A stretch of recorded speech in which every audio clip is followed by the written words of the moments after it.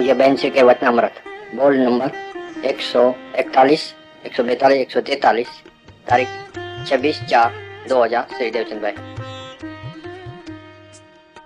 नमो अर्यंताणम नमो सिद्धाणम नमो आयर्याणम नमो उवज्जायाणम नमो लोये सवसावणम नमो समय साराय स्वानुभूत्या चकास्ते चित्त स्वभावाय भावाय सर्वभावांतरचिले मंगलम भगवान वीरो मंगलम गौतमो गणि मंगलम कुंद कुंदार्यो जैन धर्मोस्तु मंगलम सर्वमंगल मांगल्यम सर्वकल्याणकारकम प्रधानम सर्वधर्माणम जैनम जयतु शासनम ओंकार बिंदु संयुक्तम नित्यम ध्यायन्ति योगिनो कामदम मोक्षदम चैव ओंकाराय नमो नमः। पूज्य बहन श्री के वचनामृत नंबर 141, 141। અજ્ઞાની જીવને અનાદિનો વિભાવનો અભ્યાસ છે. મુનિને સ્વભાવનો અભ્યાસ વર્તે છે. પોતે પોતાની સહજ દશા પ્રાપ્ત કરી છે. જરા પણ ઉપયોગ બહાર જાય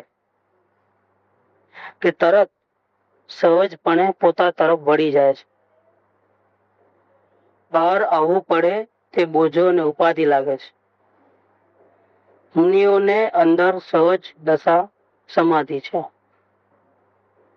मुनिराज के साथ संसार के अन्य जीवों की,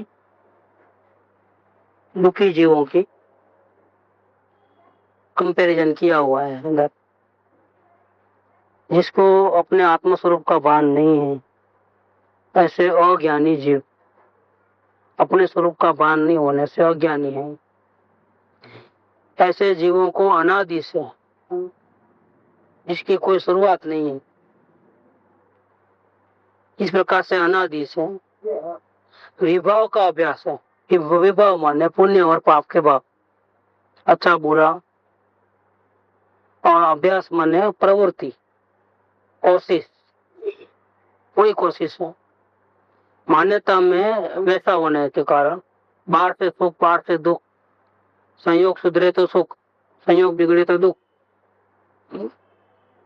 इसलिए निरंतर वो कोई संयोग को अच्छा मानता है, किसी को बुरा मानता है, कुछ कार्य करने जैसा है, कुछ कार्य करने जैसा नहीं।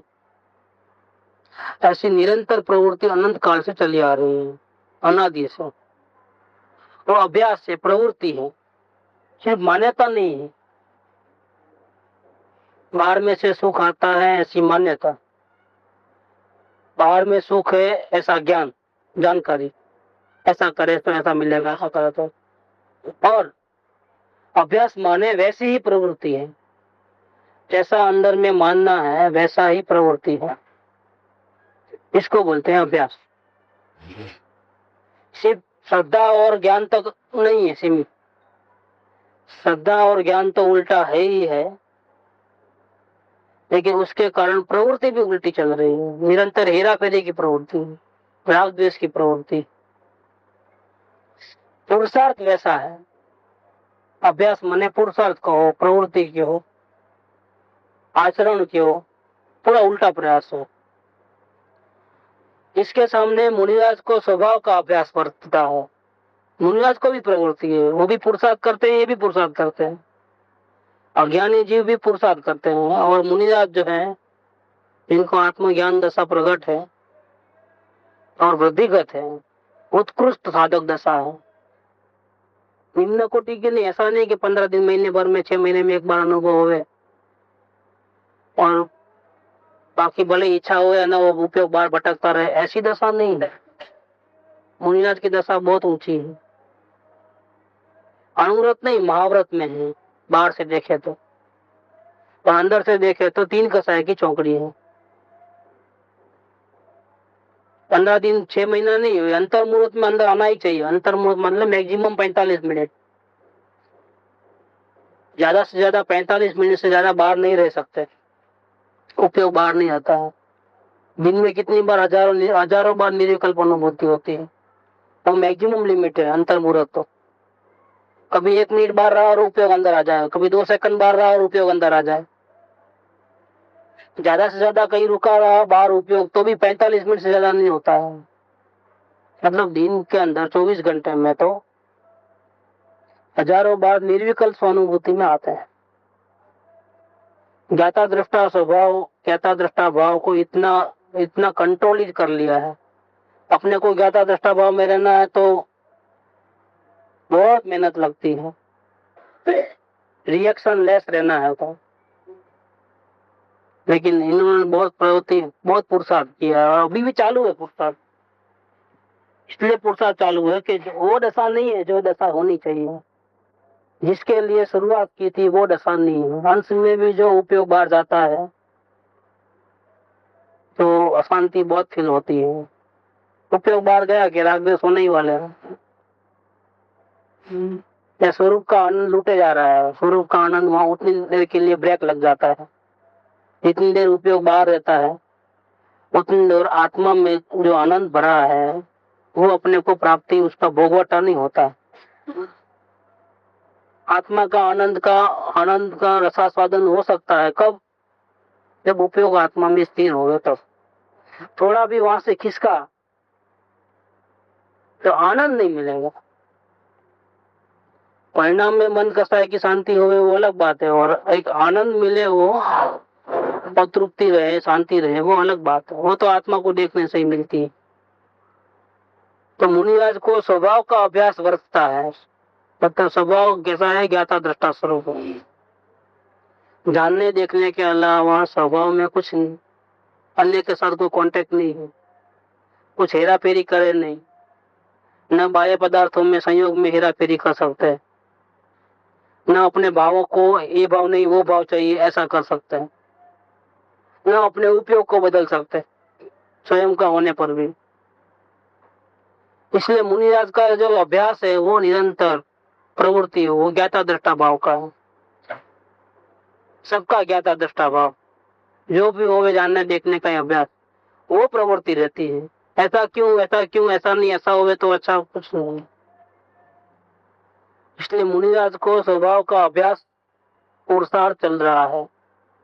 मान्यता में ये है कि मेरे आत्मा में परम सुख है, मेरी परमात्मा हूं।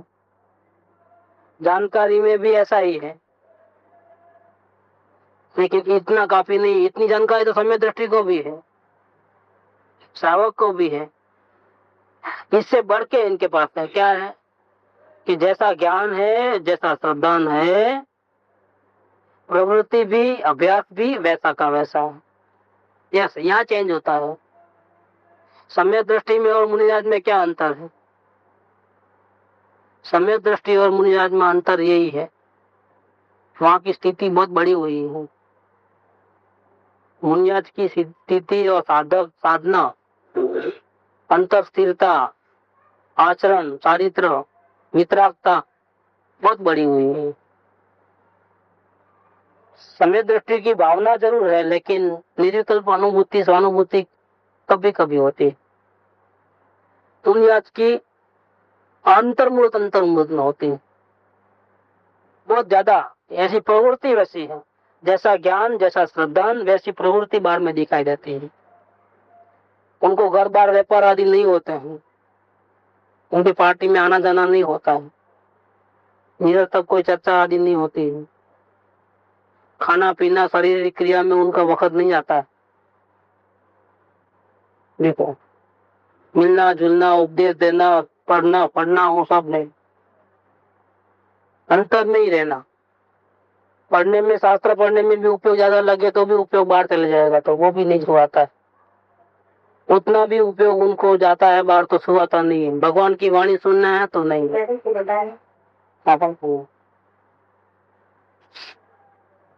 पलटान नहीं पलटान થયો तो તે પોતાની સહજ દશા પ્રાપ્ત કરી છે। અભ્યાસ भी वैसा है, और अभ्यास करते करते करते करते ऐसी उत्कृष्ट साधना है कि वो प्रवृत्ति सहज हो गई है। अज्ञानी जीव को राग द्वेष करना तो पल पल में होता है, जैसा कि ऑटोमेटिक हो रहे हैं, कोई मेहनत नहीं लग रही है।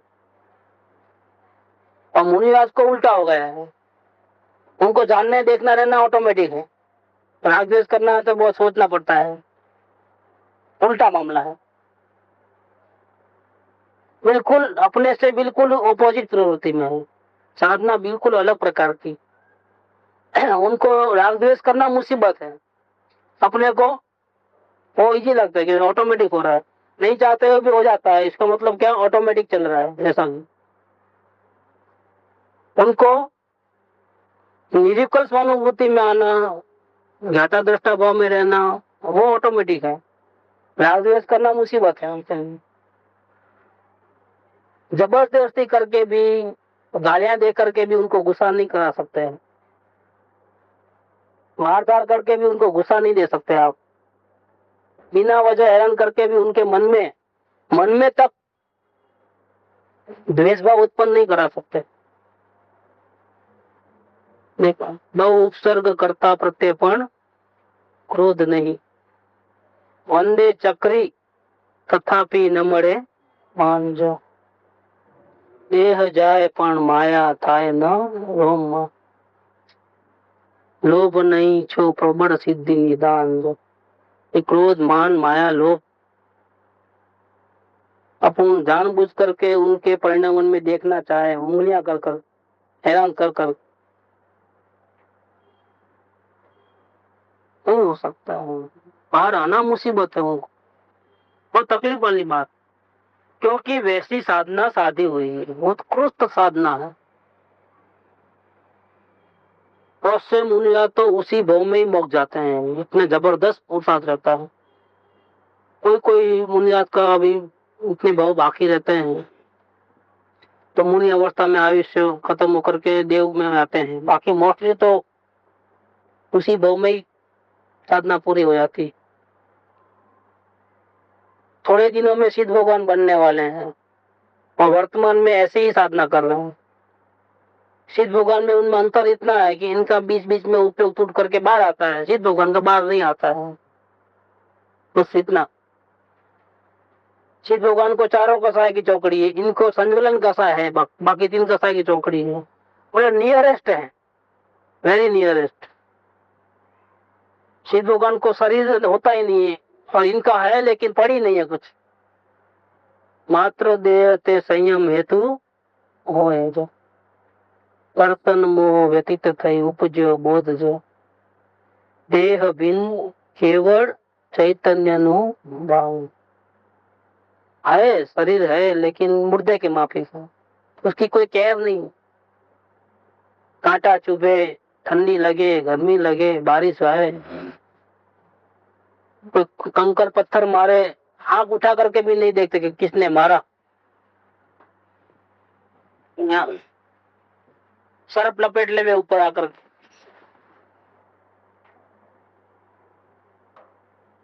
शरीर से मैं भिन्न हूं, ऐसा प्रयास, ऐसा अभ्यास,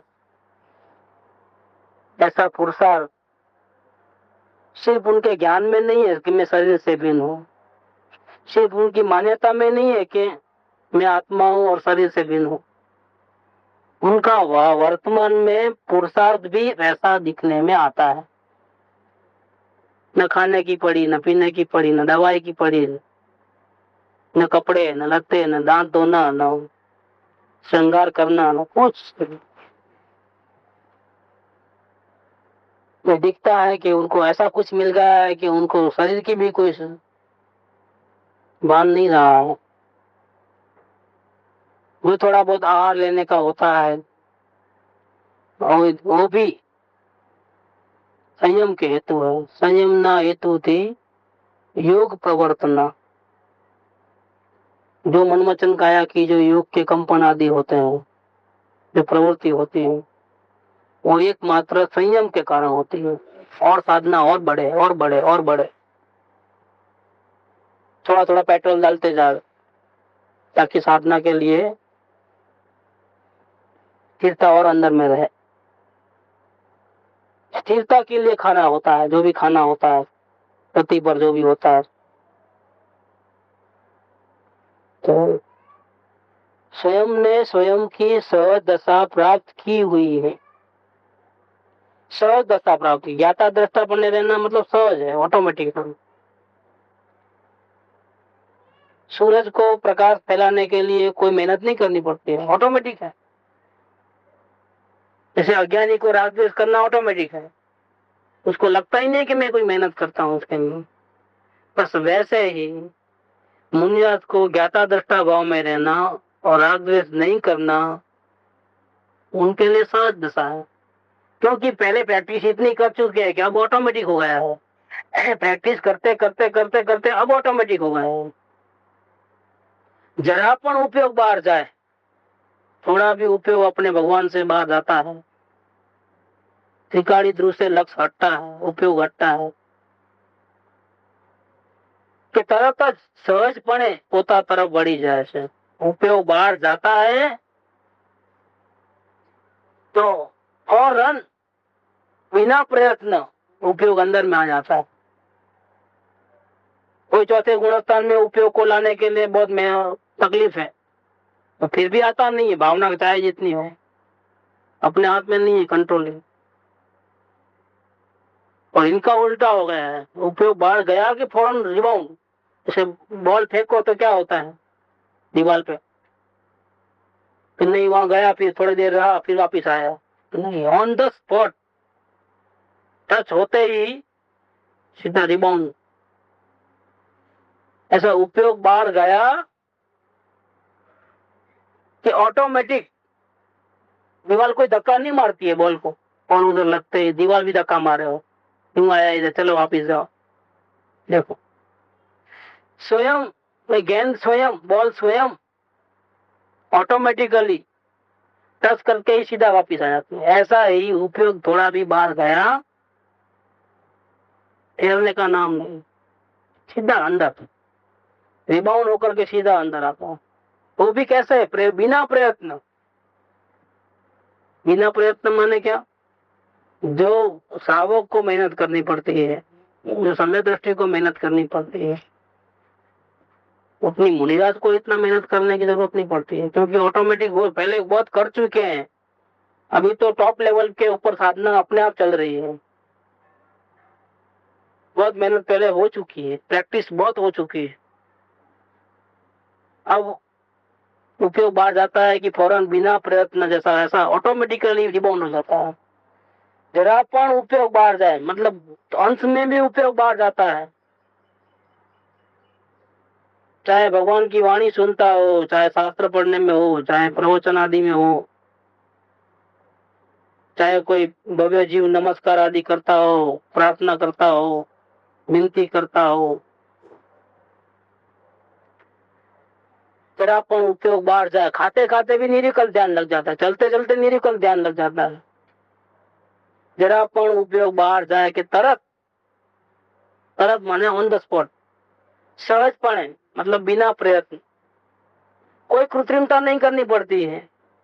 कोई ऐसी पहले भावना करे मेरा उपयोग बाहर नहीं रहना चाहिए, अंदर आए तो अच्छा, बाहर में क्या रखा है, सब असार है, अनित्य है, मेरा आत्मा ही सार है, इतना विकल्प का बोझा लेने की जरूरत नहीं है। मैं तो ज्ञान मूर्ति हूँ और ये सब तो मेरे लिए बेकार है, इतना भी सोचने की जरूरत नहीं है, इतना सहारा लेने की जरूरत नहीं है कि थोड़े पहले आत्मा के गुणगान विकल्प आत्मा गावे, बाद में वो निविकल्प हो, एक ग्राउंड तैयार हो। जैसे प्लेन को हवा में उड़ना है, लेकिन पहले ग्राउंड चाहिए स्टार्ट करने के लिए, इसको बोलते हैं रनवे बोलते हैं। 5-7 किलोमीटर का रनवे रहता है, तो उसको कोई नहीं चाहिए, क्योंकि ऊपर हवा में ही है, वो नीचे आना ही, नीचे ठहरते ही नहीं है, पूरे हवा में ही, हवा में। उनकी स्पीड बहुत जबरदस्त है। सम्यक दृष्टि की सिद्ध दशा की तरफ जाने की स्पीड और मुनिराज की स्पीड में बहुत बड़ा अंतर है। सम्यक दृष्टि बैलगाड़ी है उनके सामने, और रॉकेट से भी ज्यादा स्पीड में है मुनिराज, बहुत फास्ट गति से। उनके पांव जमीन पे नहीं रुकते हैं। जरा पण उपयोग बाहर जाए कि तरत सहजपणे पोता तरफ बढ़ी जाए, स्वयं की ओर आ जाता है, अंदर में ही लीन हो जाता है। बाहर आना पड़े, बाहर जाता नहीं है, बाहर रखते नहीं है उपयोग, थोड़ा उधर उपयोग लगा है, थोड़ा इधर टाइम पास नहीं हो रहा है, चलो थोड़ा शास्त्र पढ़ ले, थोड़ा एक जरा राउंड लगा के आवे, बाहर जाता नहीं है उपयोग। फिर भी बाहर उपयोग चले जाता है, बाहर आना पड़ता है, तो बोझा बोझा उपाधि उपाधि लगती है, जैसा कोई सर पे बहुत जिम्मेदारी रख दी हो ऐसा हो जाता है, वो टेंशन हो जाता है, थोड़ा भी उपयोग बाहर जावे, बाहर आना पड़े वो बोझा उपाधि लगता है।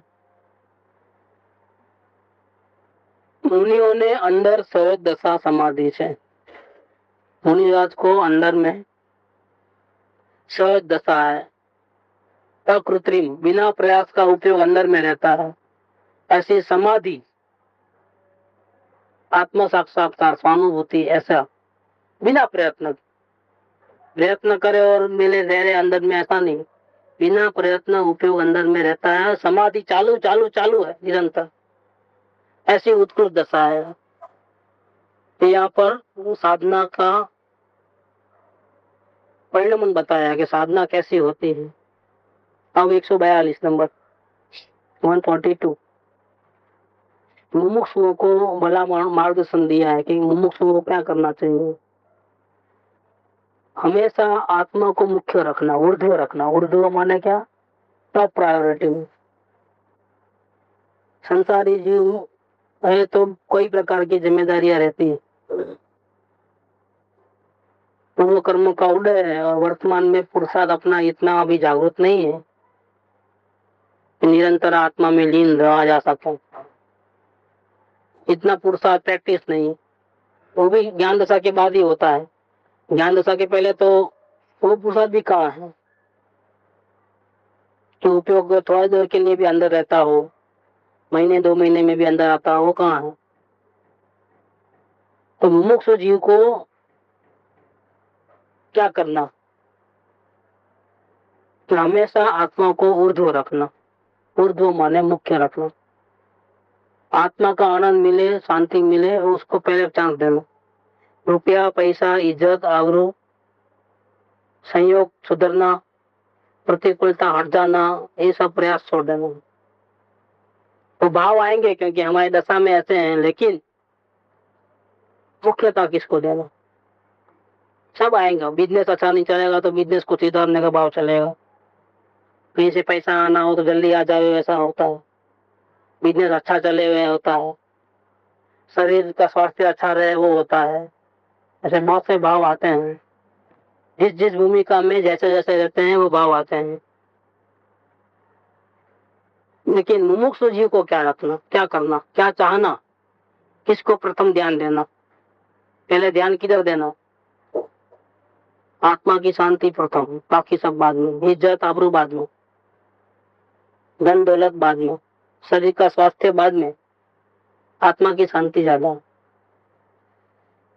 स्वास्थ्य बिगड़ता है तो पहले जल्दी से मिल जावे या हवा कब कुछ प्रयास करे, ऐसे भाव भी आते हैं। वो भाव आने के पहले एक भाव और आना चाहिए। कौन सा भाव, कि जब ऐसी प्रतिकूलता असाता के होने के कारण आई है, पूर्व कर्म का उदय है और आई है, शरीर में दर्द आदि है, तो दवा डॉक्टर के पास जाना, दवा लेना, शरीर का स्वास्थ्य सुधरे, ऐसी भावना भी आए बिना नहीं रहेगी।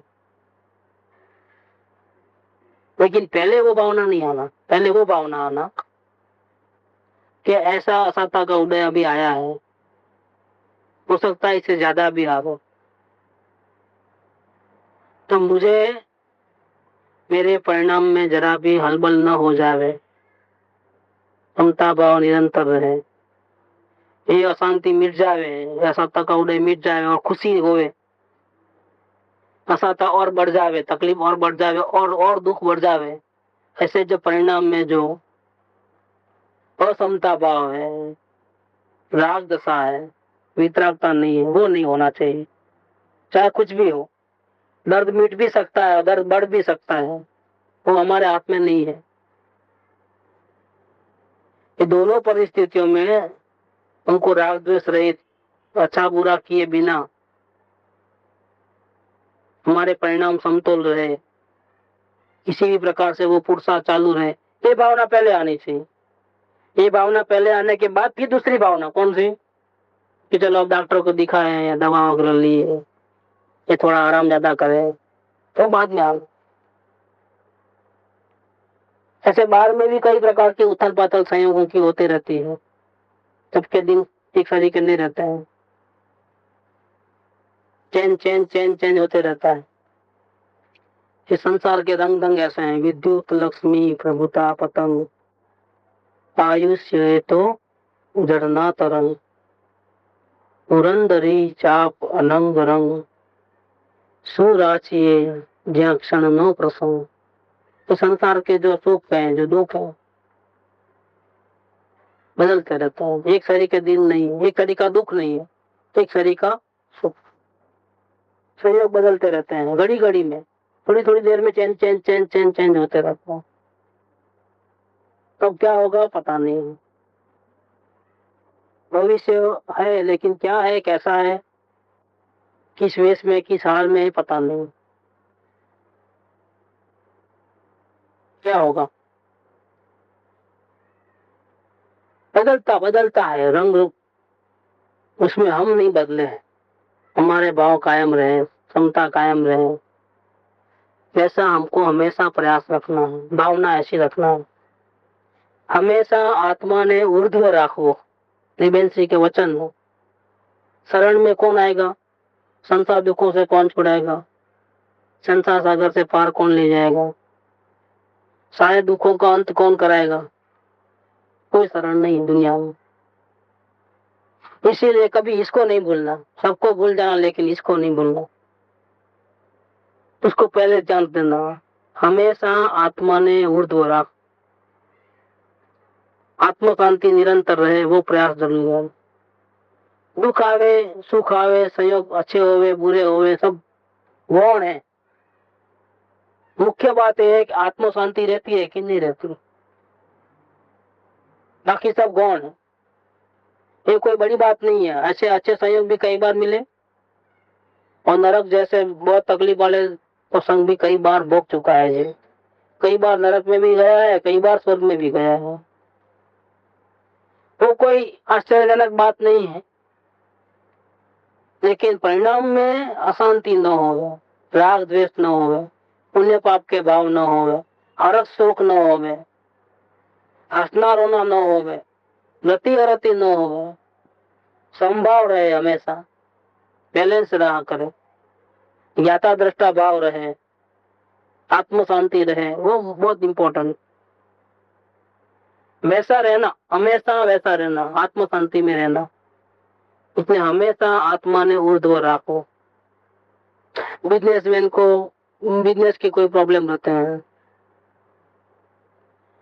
तो प्रॉब्लम तो आने ही वाले हैं, लेकिन आत्म शांति का ध्यान पहले और प्रॉब्लम को ठीक ठाक करने का ध्यान बाद में। विचार आएंगे जरूर, लेकिन प्रायोरिटी किसकी ज्यादा देना, आत्म शांति को पहले ध्यान देना तो प्रॉब्लम को सुलझाने में ज्यादा ध्यान देना, दोनों होने वाले हैं। पहले प्रॉब्लम सुलझा के बाद में आत्मा का शांति से करूंगा, वो बात गलत है, वो उसमें आत्मा ऊर्ध्व नहीं है, आत्मा पीछे है, यह बहुत बड़ी गलती है। पहले आत्मा शांति और बाद में बिजनेस का ठीक ठाक। भूमिका में है तो वो आएगा ही भाव, नहीं आएगा नहीं विचार करना, वो बात नहीं बोल, लेकिन हम आगे पीछे तो कर सकते हैं प्रायोरिटी के हिसाब से। ये हमारा पुरुषार्थ। मुमुक्षु जीव का पुरुषार्थ क्या, मुमुक्षु जीव का क्या पुरुषार्थ, अभी आत्मा देखा नहीं, उसकी अनुभूति हुई नहीं, तो संसार के चारों ओर पूर्व कर्मों के कारण फंसा हुआ है, रास्ता मालूम नहीं हो छूटने का, और कैसे करेगा वो जीव। आत्म शांति को प्रथम जान देना, बाकी सब संयोग मिलो बिछड़ो कुछ भी हो, सुख आए दुख आए कुछ भी हो, ये जिंदगी गमे एटली श्रीमंता સત્તા અધિકાર અને કુટુંબ પરિવારના યોગવાળી હોય, સમૃદ્ધિવાળી હોય, તો પણ દુઃખનો હેતુ છે, અનંત દુઃખનો હેતુ છે. આત્મ શાંતિ જે જિંદગીનો ધ્રુવ કાંટો છે. એ જીવન ચાહે એકાકી હોય, નિર્ધન હોય, નિર્વસ્ત્ર હોય, तो पण परम समाधि નું સ્થાન છે. अकेला हो, सब साथ छूट जाए, निर्धन हो जाए, निर्वस्त्र हो जाए, वो पहनने के लिए वस्त्र भी न हो, अंग पे चारों ओर से प्रॉब्लम खड़े हो जाए, लेकिन आत्म शांति चाहिए, वो हमारा लक्ष्य है. ये परम समाधि का स्थान है. आपको कोई दुखी नहीं कर पाएगा, क्योंकि आपका लक्ष्य क्या है? आत्म शांति है. आश्चर्य होता है कृपावड़े को, और बहुत करुणा आती है. अनंत दुख नाम सुख, प्रेम त्या विचित्र. अनंत सुख, अनंत दुख नाम सुख, अनंत सुख नाम दुख, त्या रही न मित्रता. अनंत सुख नाम दुख, त्या रही न मित्रता. अनंत दुख नाम सुख, प्रेम त्या विचित्रता. जो दुख के कारण है, जो लोक संज्ञा है, दुनिया में क्या क्या अच्छा लगता है वो सब चाहिए मुझे, ऐसी जो अंदर में भावना हो. और आत्म शांति जो है उसको पीछे धकेल दिया है. उसके साथ कोई दोस्ती नहीं है, प्रेम नहीं है. ત્યાં रही न मित्रता, प्रेम त्या विचित्रता. दुख और दुख के कारणों में प्रेम है, सुख और आत्म शांति जैसे मिले वो कारण में प्रेम नहीं है, हाँ मित्रता नहीं है. अनंत सुख नाम दुख, त्या रही न मित्रता. अनंत दुख नाम सुख, प्रेम त्या विचित्रता. वो गाढ़ न्याय नेत्र ने निहाड़ रे निहाड़ तो, निवृत्ति शीघ्र में धारी, ये प्रवृत्ति बाढ़ तो. यही बात यहाँ कहते हैं. एक ही सेंटेंस छोटा सा, 4 शब्द. हमेशा आत्मा ने ऊर्ध्व राखो. कम से कम वो तो कर सकता हूँ. आत्मा नहीं देखा तो कोई बात नहीं, लेकिन मुझे आत्म शांति ही चाहिए और कुछ नहीं. सारे विचार आते हैं, बहुत सारे विचार आते हैं. जिस भूमिका में रहते हैं बहुत सारे विचार आते हैं, लेकिन प्रायोरिटी किस बात की है? क्या चाहिए? आत्म शांति के अलावा कुछ नहीं चाहिए. हमेशा रात और दिन हर पल आत्मा को ही मुख्य रखना. खरी जिज्ञासा हो, जिसको सच्ची जिज्ञासा है, आत्म शांति पाने की भावना, तो नहीं मिली है तो वो कैसे मिले, वो जिज्ञासा, प्रश्न. यह दुख कैसे मिटे, वो एक उसको मिटाने की खोज, अंदर में खोजन वृत्ति चलती है. चाहिए शांति और मिलती है शांति, तो कैसे मिटे, कैसे मिटे, क्या करूं, कैसे करूं, कहाँ जाऊं, किधर जाऊं, किसके पास से गाइडेंस लूं, रास्ता कहाँ है, सही रास्ता कौन सा है, ऐसी जिज्ञासा अंदर में जिज्ञासा बढ़ती रहती है. जिस परिस्थिति में हो वहां से बाहर कैसे निकलो, ये अशांति में से कैसे बाहर निकलो, खरी जिज्ञासा. संयोग बिगड़े गए तो अब कैसे सुधरे, वो जिज्ञासा सही नहीं है. संयोग कैसे बदले, वो जिज्ञासा नहीं है, क्योंकि आत्म शांति का ध्येय नहीं है वहां पर. आत्म शांति कैसे मिले? संयोग सुधरेंगे तो क्या करोगे? वापिस हो तो छोड़ने वाले हैं तुम्हारे. पहले अच्छे संयोग थे, अब बिगड़ गए, वापिस भोय पे आ गए, वापिस अभी भी अनुभव नहीं हुआ क्या? यह अनुभव होना चाहिए. अगर संयोग में सुख होता और वो कायम टिकता, ऐसा तो है ही नहीं, क्योंकि अपना अनुभव कहता है कि संयोग पहले अच्छे थे, अब बिगड़ गए. अब बिगड़ गए इस हालत में फिर क्या करना? वापिस संयोग को इकट्ठा करना, अच्छे बनाना. क्या गारंटी कि वापिस ऐसे गिरोगे नहीं? एक बार तो गिर चुके हो, अब संयोग अच्छे होंगे तो वापिस नहीं गिरोगे, क्या गारंटी?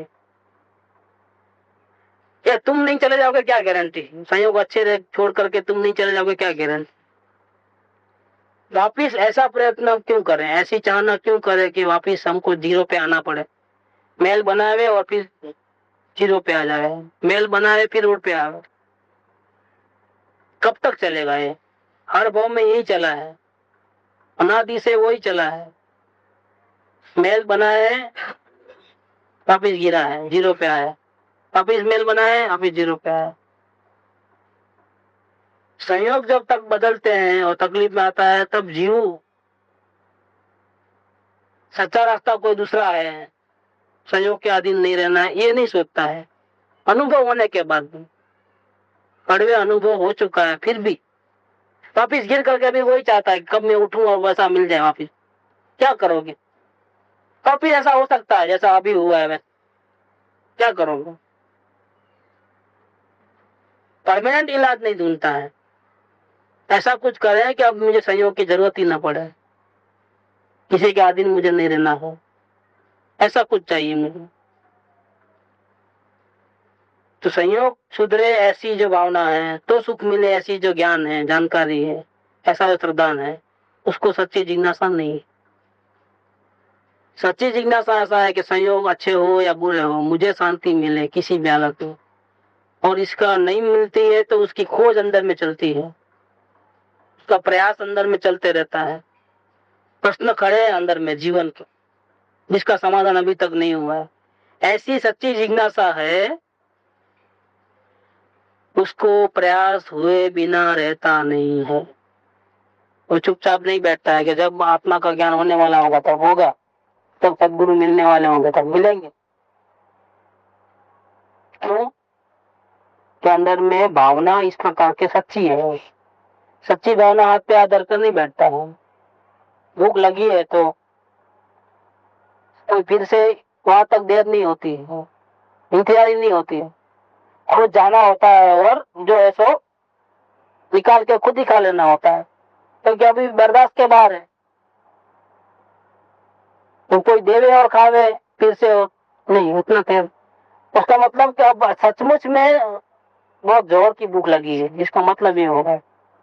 ऐसे जिसको सच्ची जिज्ञासा है तो हाथ पे हाथ धरे नहीं बैठा कि क्या करूं, कोई रास्ता दिखाने वाला नहीं है, किधर जाऊं, कैसे करूं, नहीं। वो अपने आप उसका पैर वहीं चलते हैं, कदम वहीं दौड़ते हैं। जो चाहना होती है वैसे ही कदम दौड़ते हैं, वैसे ही जाना होता है, और उसको मिले बिना भी नहीं रहता है। जिन खोजा तिन पाइया गहरे पानी पे।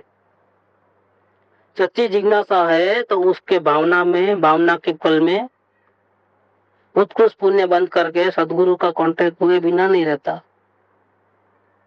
कांटेक्ट होने के बाद सच्ची जिज्ञासा के कारण ज्ञान में इतनी निर्मलता है, दर्शन में इतना गिरा हुआ है कि पहचानने में देर नहीं लगती है कि सही है कि गलत है। इतना बड़ा काम हो जाता है, एक जिज्ञासा में बहुत बड़ा काम होगा। ये अनंत काल से जीव भटक रहा है संसार में, तो वापिस तिरने वाला है, ज्ञान दशा होने वाली है, भगवान बनने वाला है। लेकिन शुरुआत कहाँ से होती है? शुरुआत जिज्ञासा से होती है।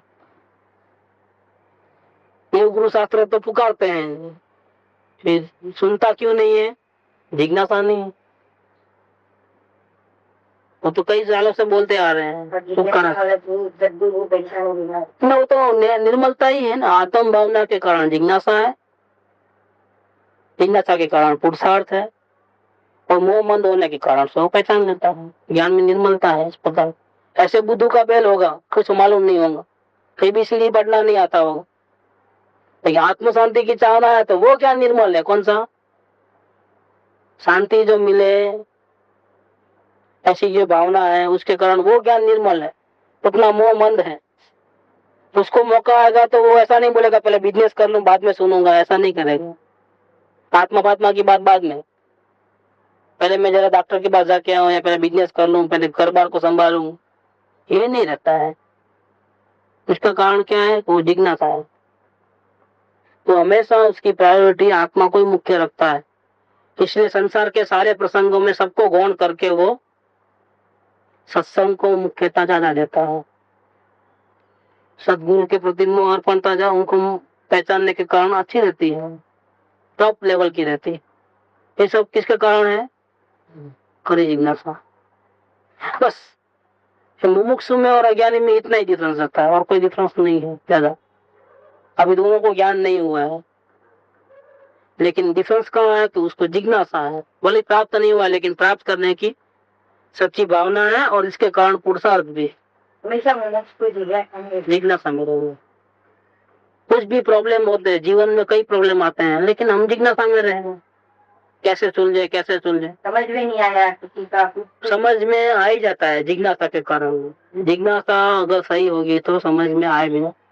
मतलब कभी कभी प्रश्न ही नहीं करने पड़ते हैं, और बिना प्रश्न अपने आप उस पुण्य के कारण, जिज्ञासा के कारण जो पुण्य बनता है उसके कारण अपना ही सवाल, जैसा सदगुरु को मालूम हो गया हो हम क्या प्रश्न लेके आए हैं, और वैसे ही जिज्ञासा के कारण वैसे ही वाणी निकलती है, वही टॉपिक निकलता है कि हमको बिना पूछे बिना कभी कभी समाधान मिल जाता है हमारे सवालों। इसका कारण क्या है? जिज्ञासा। जिज्ञासा के कारण कंटाला नहीं आता है, नींद नहीं आती है, झोले नहीं आते हैं, उपयोग बराबर एकाग्र रहता है। बात 10 बार सुने तो भी जिज्ञासा नया नया एंगल निकलते रहते हैं। एक ही एक बात बार बार रिपीट होने पर भी एंगल नया नया निकलते रहता है। तो हमेशा आत्मा ने ऊर्ध्व राखो। खरी जिज्ञासा होए तेने प्रयास थया बिना रहतो નથી। क्या करें, हमको मेहनत नहीं होती है, हमको कुछ समझ में नहीं आता है, हमको समय नहीं मिलता है, ये तकलीफ है न वो तकलीफ है न, अभी आजकल ये है न वो है न। ये सच्ची जिज्ञासा वाले को एक कोई क्वेश्चन नहीं आते हैं। प्रॉब्लम नहीं है ऐसी बात नहीं, प्रॉब्लम उसको है, लेकिन जिज्ञासा सच्ची होने के कारण वो प्रॉब्लम पहले स्थान पे नहीं है। पहले स्थान पे वो है आत्म शांति कैसे में। तो उसके प्रॉब्लम उसको प्रॉब्लम नहीं लगता है, क्योंकि सबसे बड़ा प्रॉब्लम वो है ना कि मुझे आत्म शांति नहीं मिल रही है, वो उसको सुलझाने में लगा है। तो दूसरे प्रॉब्लम तो उनके उस बड़े प्रॉब्लम के सामने कैसे कैसे है, बहुत मामूली मामूली है। होने पर भी उनको इतना दुख नहीं लगता है जितना दुख जन्म मरण का लगता है, जितना दुख आत्मा शांति का लगता है। इसीलिए सच्ची जिज्ञासा होती है तो वो प्रयास किए बिना रहता नहीं। तो 143 143 સ્વરૂપની શોધમાં તન્મય થતા અનેક જાતની વિકલ જાળમાં ફરતો હતો તે આત્માની સન્મુખ થાય છે। આત્મ સ્વરૂપનો અભ્યાસ કરવાથી ગુણોનો વિકાસ થાય છે। मुमुक्षु जी पहले क्या था अब क्या है, चेंज कहाँ से आया? स्वरूप की खोज वृत्ति रह गई।